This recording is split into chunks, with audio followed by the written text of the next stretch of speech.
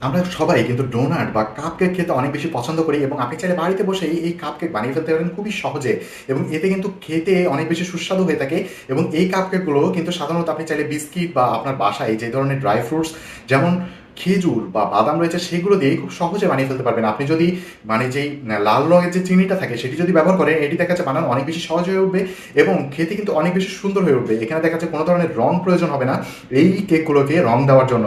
তো দেখতে তো পাচ্ছেন আমরা কিন্তু এই কেকের মিশ্রণটিকে তৈরি করে ফেলেছি এবং একটা ডিমও কিন্তু ভিতরে দিয়েছি এবং আপনারা হয়তো অনেকে জানেন যে ডিম ছাড়া কিন্তু কেক বানানো প্রায় অসম্ভব। আপনি যদি এই ডিমটা ব্যবহার করেন তাহলে দেখছে আপনার কেকটা খুবই সুস্বাদু হয়ে উঠবে এবং এটি কিন্তু খেতে অনেক ভালো লাগবে। তো বাইরে যদি একটু ভ্যানিলা এসেন্স বা এই ধরনের কোনো জিনিস দিয়ে দেন তাহলে কিন্তু এই কেকগুলো থেকে সুন্দর একটি সুগন্ধ আসবে। তো এরপরে একটু বেক করে নিলে কিন্তু এই কেকটি তৈরি হয়ে যাবে। তো দেখতে তো পারেন কত সহজে আমরা কিন্তু কেক বানিয়ে ফেললাম।